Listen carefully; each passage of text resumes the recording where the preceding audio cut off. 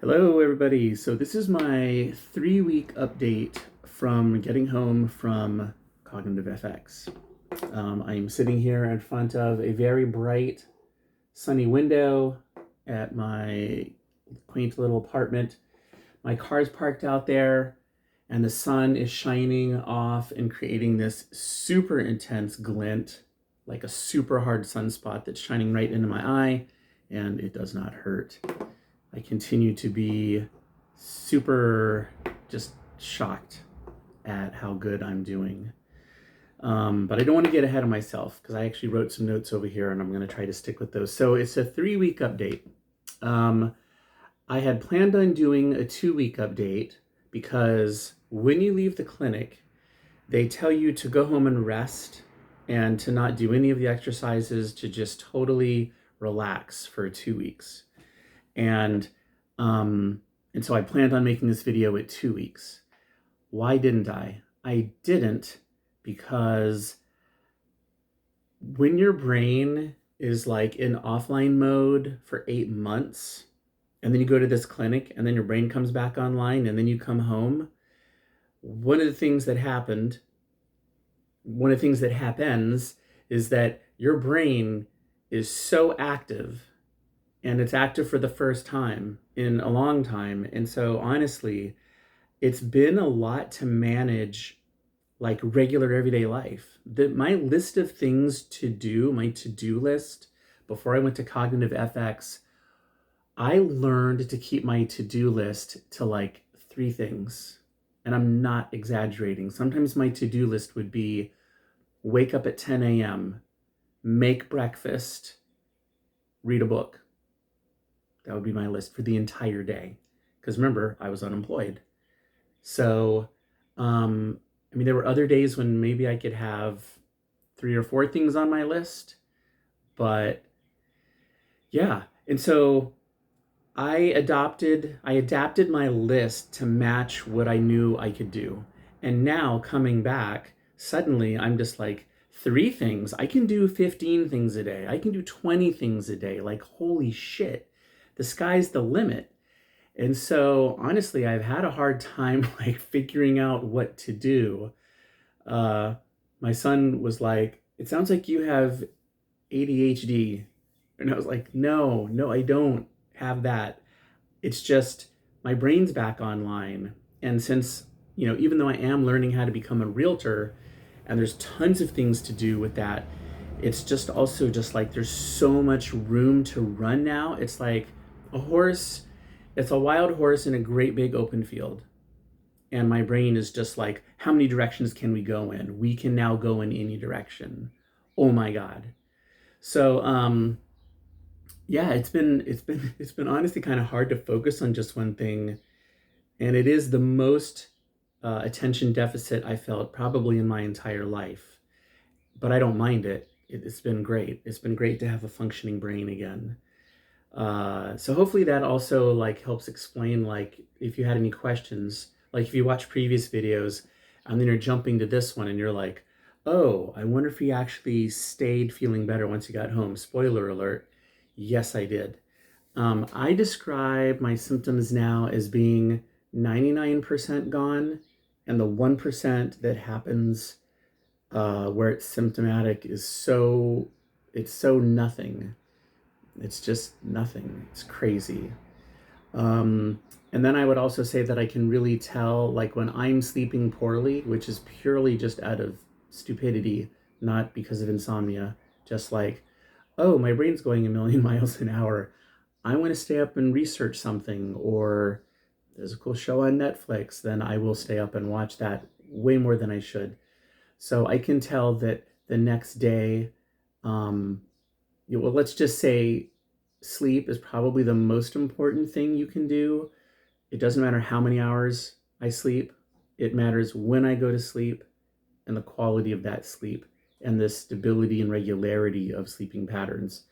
So I've been a lifelong night owl, so I'm definitely learning that the hard way, that sleep is physical therapy for the brain as well. So anyway, so I'm 3 weeks out. That's how I'm doing. Let me go through my notes here. I've got my notes over here on my laptop. Blah, blah, blah, blah, blah. Yes, I said all that. Okay. Okay, so I said all that. Okay, so when you hit the 2-week mark, you're supposed to open up a notebook that they give you when you leave, and you're supposed to log into this website called MedBridge. Honestly, I haven't really thought about it much, but I know that I'm supposed to be doing these things. I mean, I've thought about I need to start doing these things for the last week, so I'm a week late starting. Now, when I was in Provo, I shipped myself my notebook because my luggage capacity was completely maxed out. And so I shipped myself 2 things. Wow. So, by the way, this is my cool Damascus steel knife. I love this knife. It was handmade by a friend of mine. So I'm going to open this up. You probably never watched a concussion recovery unboxing video before. I certainly haven't. And also, if you end up staying at the hotel, at the Residence Inn that a bunch of CogFX patients stay at, there is a shipping center called Postmart. I think it's Postmart. It's about a 10-minute walk away. So, what did I put in here? Okay. All right. Here's my CogFX logo bag. Where's my notebook thingy? Huh.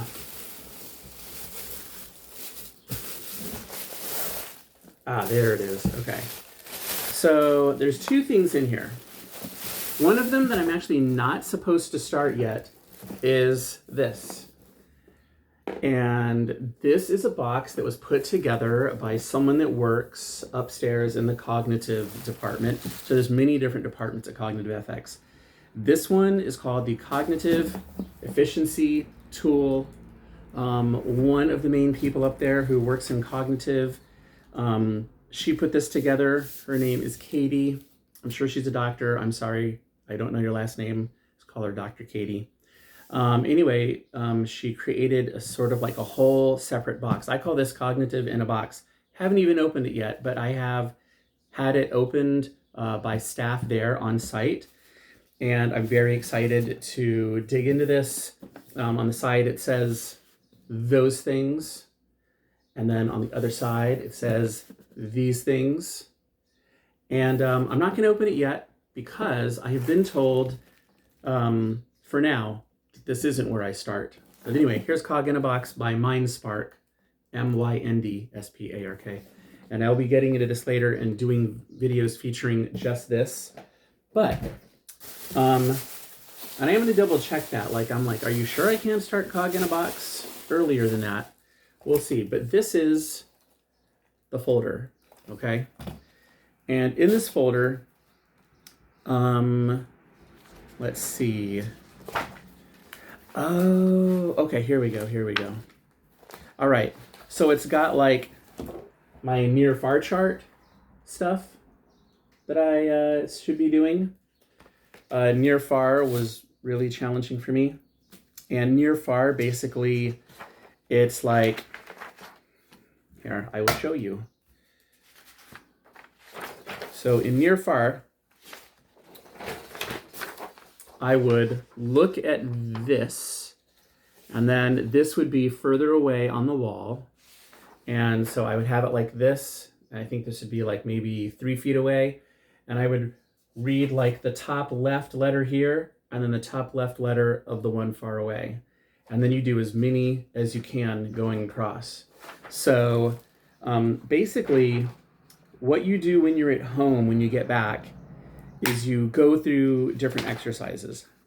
Like this one here has to do with, I believe, so think of all these like a quadrant. And so basically you're kind of like aiming with your nose from far away, and you would like trace up, trace over, trace down, and trace back. And so it works on like convergence issues. It works on balance issues. It's, I believe, readjusting like the semicircular canals in your ear and just like working on balance things. So basically, you're just doing all these different sorts of things. And you can see in the upper corner, it says activate.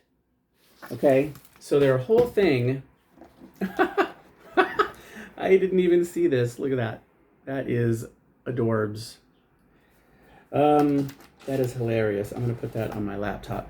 So it says activate because one of the big things that they talk about is prepare, activate, recover. And I'm gonna see if they have that written down. Here we go. Okay, sorry, here it is. So PAR, prepare, activate, recover, is a big deal there. Everything you do when you're there is preparing your mind, activating your mind, and then recovering. That's everything you're doing there. And so basically, they give you this take-home thing so you can continue this at home, okay? So why? If you go there and you get all better, why do you have to do this when you get home? Here's the thing, because you're not all better. Like I know just from anecdotal evidence and story sharing that I experienced a very high level of recovery before I even left. And I know that's not how would they word it? They wouldn't say it's necessarily a common thing, but they wouldn't say it never happens. Wow, am I already at 11 minutes? I'm so sorry. I was gonna make this a 5-minute video, but the thing that they tell everyone is it takes about 3 months for most people who are going to experience a lot of the benefit of their treatment. It takes 3 months from the time you leave working on these things at home till you're like where you want to be. My guess is, and this is just spitballing here, my guess is just using myself as an example of Joe Schmo walking down the street, leaves CogFX, gets wrapped up in your everyday life. My guess is most people don't do these exercises because I'm a very disciplined person and I'm having a hard time. I mean, I missed a whole week of doing these exercises, even though I feel like they're very important and I'm even looking forward to them. But like, it's just been a lot being back, having my mind back, trying to focus on launching a new real estate career and just feeling good enough to like be outside and play again is just like, trying to juggle all these new things that I can do again. So I can easily see someone coming back and going, I don't even need to do this, or I'm too busy to do this. But I'm really excited to do it. Yeah, I think that it will help me get even more better, even though that's terrible structure in terms of language. But I'm going to be the betterest is what I'm saying. That was a joke. So yeah, so I'm going to be doing prepare, activate, recover, and doing these different exercises. I think they said, well, like for example, prepare 5 to 10 minutes a day, activate. So here's what it is some of this directs you to go to the MedBridge app. It's an app that you can have on your phone, obviously. I don't like doing apps on my phone, so I'll be looking at MedBridge on my laptop. You can access it that way too. So some of these say, look at your MedBridge. Some of these say, oh, refer to these things back here, like, and look at those things. So anyway, I'm kind of just bouncing all over the place here at this point, but I'm excited to get into this.